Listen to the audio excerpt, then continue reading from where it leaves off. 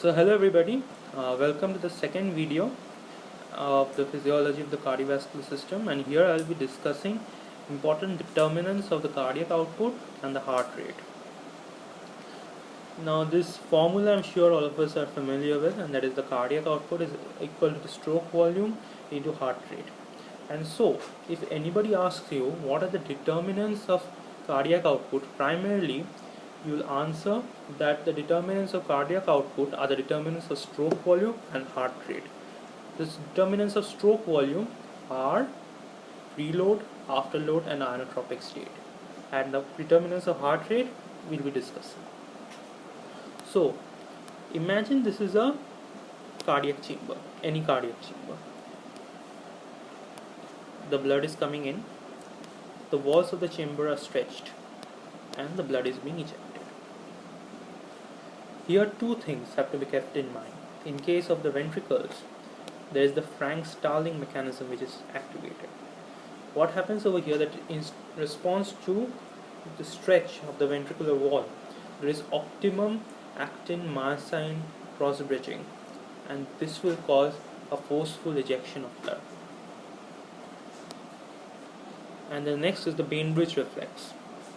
In response to increased blood volume in the right atrial chamber, there will be a activation of the atrial stretch receptors, which will send their feedback to the medullary cardiac centers. This will increase the sympathetic outflow, which will increase the heart rate. So all the cardiac chambers will start beating at a faster rate and the blood will soon be pushed out of the heart. Now, I want you all to please focus on this graph. This is a cardiac output versus right atrial pressure plot.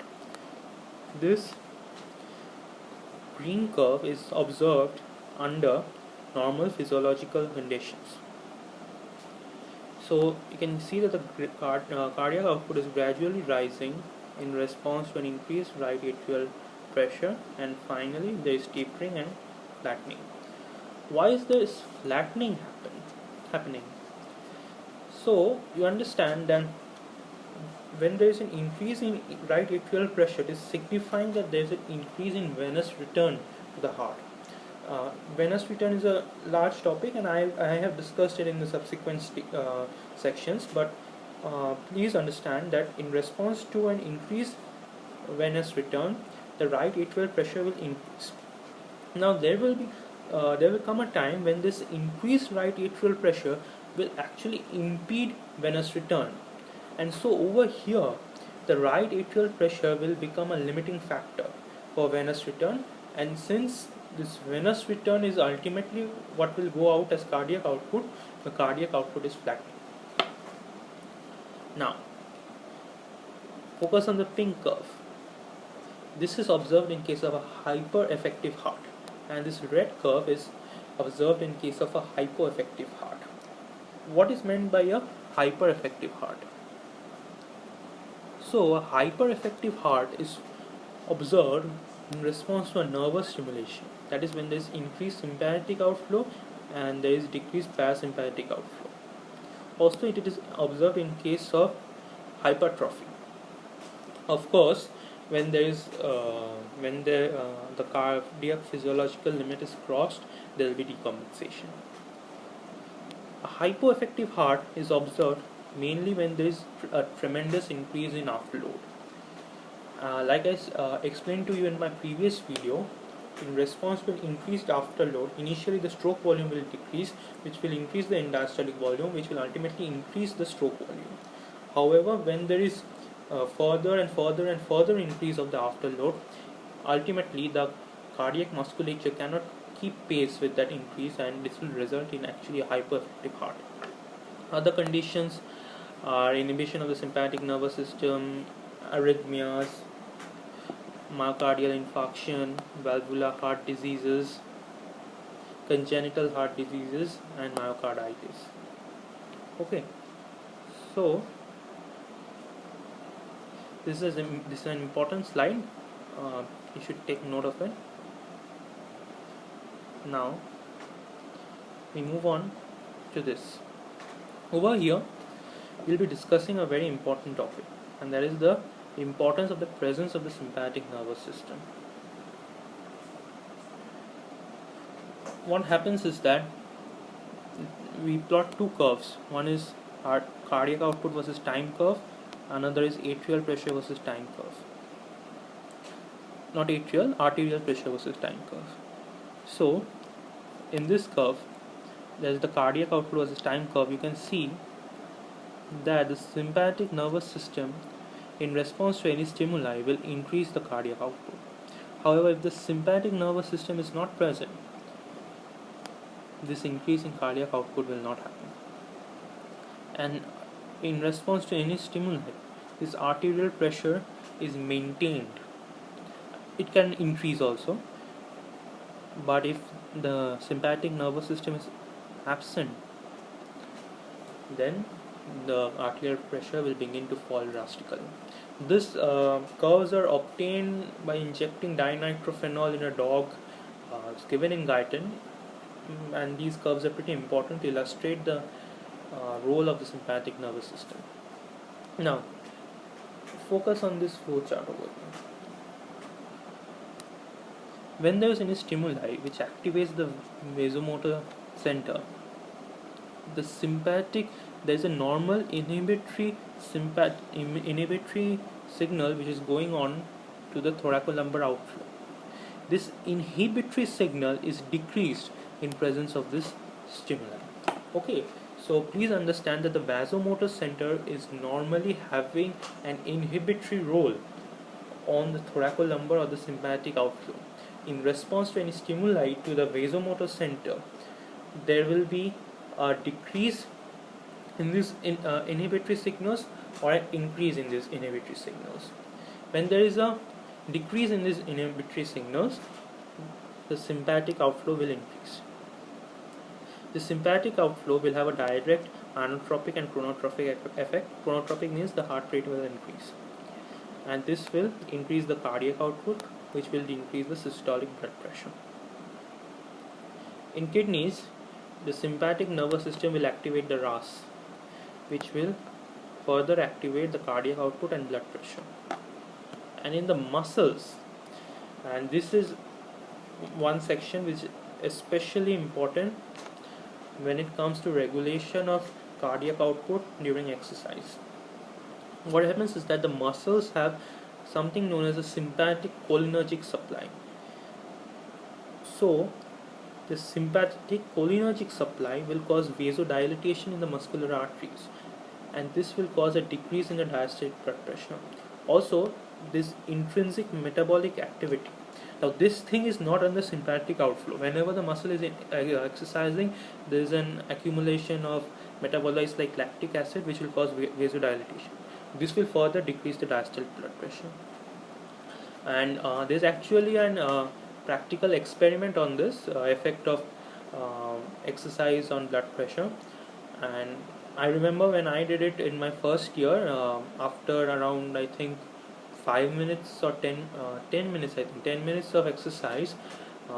Normally, before exercise, my blood pressure was around 110/70 or 108/70, something like this, and after exercise it became 170/59.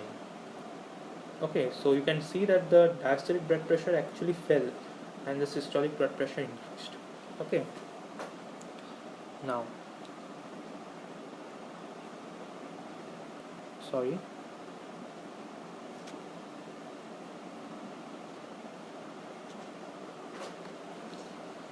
so let's come to the venous return. Venous return, very simple definition, is the volume of venous blood coming back to the right atrium. So what happens? There are three main determinants of the venous return: right atrial pressure, mean systemic filling pressure, and the resistance to blood flow, or the resistance to venous return. So observe this graph now carefully. Here the right atrial pressure is increasing. There is an initial plateau, then there is a transition zone, and finally there is a downslope. The point at which this curve intersects the x-axis. This denotes the mean systemic filling pressure. I'll be discussing it just after this. Just focus on this curve first. Now, over here you can see that at this point the right atrial pressure is actually 0, and that is what is observed normally, a right atrial pressure of 0. So what happens when it becomes negative? All the veins which are going to the right atrium, they will collapse, and the blood will be sucked out of them into the right atrium, and so the venous return will be high, but there will be no further increase because the veins have collapsed, nothing is coming, and so this is the plateau. On increasing the right atrial pressure, actually it will impede the venous return, and so that's why this downslope. Now let's move on to the mean systemic filling pressure. What is meant by the mean systemic filling pressure? The mean systemic filling pressure is the pressure measured everywhere in the systemic circulation when the blood flow to the heart is stopped by clamping the large arteries and veins. And normally, though it's not possible to carry out such experiments in a human model, the value found in animals is normally around 7 millimeters of mercury. Now let's focus on these three curves. The pink curve denotes the normal venous return versus right atrial pressure curve. Now over here, as you can see, there has been an increase in the mean systemic filling pressure, that is in the orange curve, and in the red curve you can see that there has been a decrease in the mean systemic filling pressure. And from that, when you trace these curves, you can see that an increase in mean systemic filling pressure will ultimately cause an increase in venous return. However, a decrease in mean systemic filling pressure will cause a decrease in venous return for any value of right atrial pressure. Now, why is this happening? The simple logic is that when there is blood in the system, that is the systemic circulation, there will blood flow back to the heart, and then there will be any cardiac output as well. However, when there is a decreased quantity of blood in the systemic circulation, there will be a decrease in the venous return and a decrease in the cardiac output. That is a simple logic. And what will increase this mean systemic filling pressure and shift this curve to the right side, and what will decrease the mean systemic filling pressure and shift the curve to the left side? Like I told you, the most important factor over here is always the sympathetic nervous system, and that's why I discussed it in the previous slide. This increase will be caused by an activation of the sympathetic nervous system, and this will be caused by an inhibition of the sympathetic nervous system.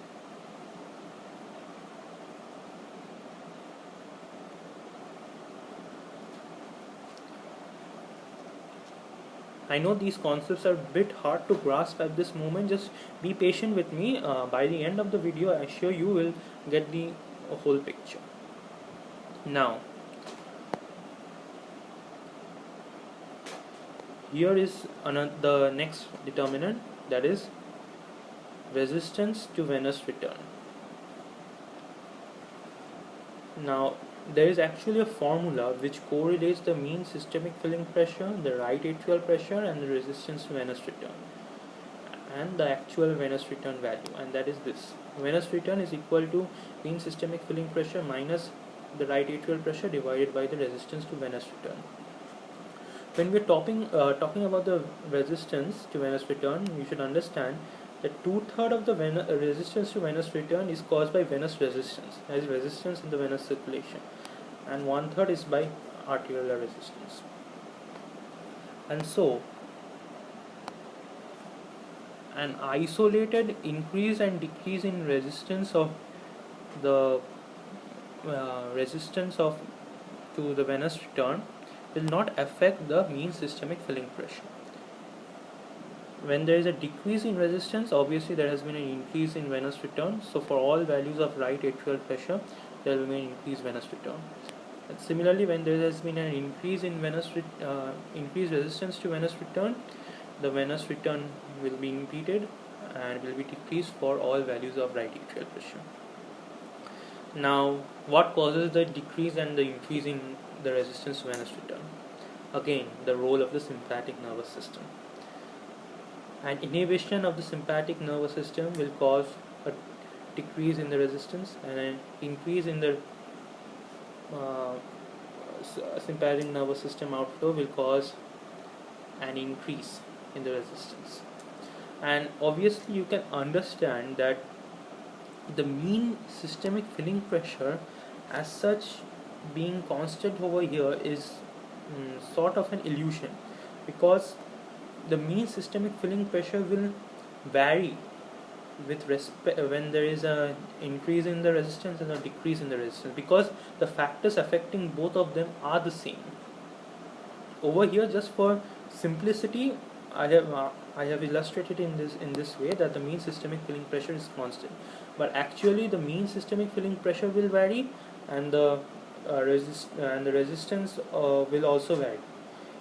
There is the venous return in response to an increase and decrease in resistance will also vary. And so that's quite a complicated curve, but for your simplicity I have drawn this. Okay.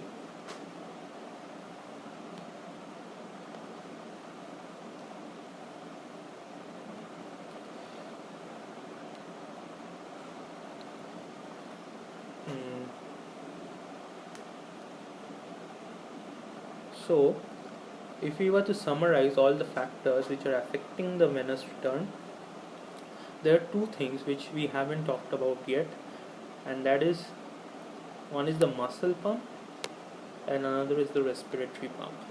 Now these are pretty self-explanatory. That is, when all the muscles in the body are contracting, these will force the arteriolar blood into, or the capillary blood into the veins, and the venous return will increase.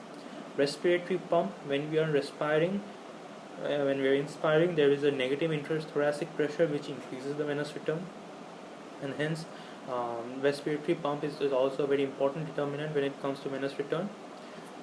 These factors have been discussed, that is the resistance to venous return, the right atrial pressure, the sympathetic nervous system, the mean systemic filling pressure, and one is this posture.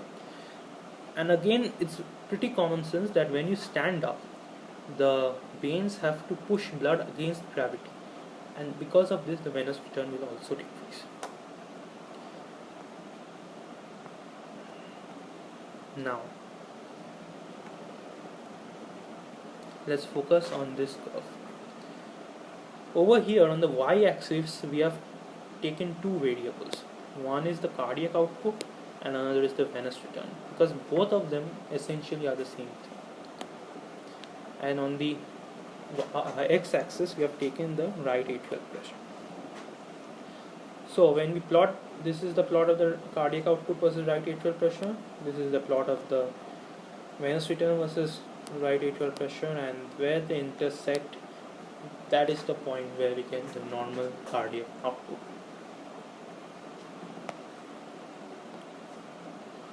Over here what is illustrated is that I'm just this example is just to reinforce in your mind what will happen when there is a sudden increase in extracellular blood volume.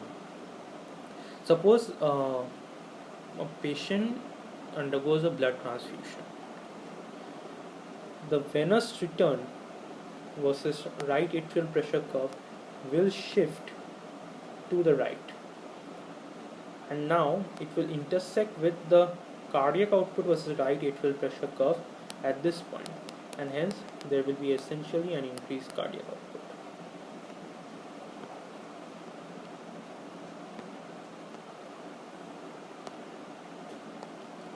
Okay, so finally this curve. Like I told you before, an isolated increase and decrease in resistance to venous return and an isolated increase and decrease in the mean systemic filling pressure does not occur when the sympathetic nervous system is activated. There's a complex interplay of factors, and this is the final graph which we obtain. So again, on the y-axis there is a cardiac output or venous return. On the x-axis we have the right atrial pressure. The red is the normal tracing. Now suppose the sympathetic nervous system has been activated. This will be the cardiac output curve, this will be the venous return curve, and here will be the cardiac output in this case. However, if there has been a sympathetic block,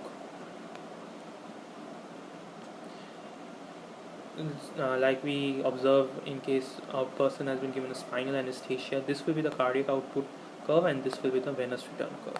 Essentially a decrease in cardiac output. So this resistance to venous return and the mean systemic filling pressure will not operate isolatedly, they will operate together to give a summated effect.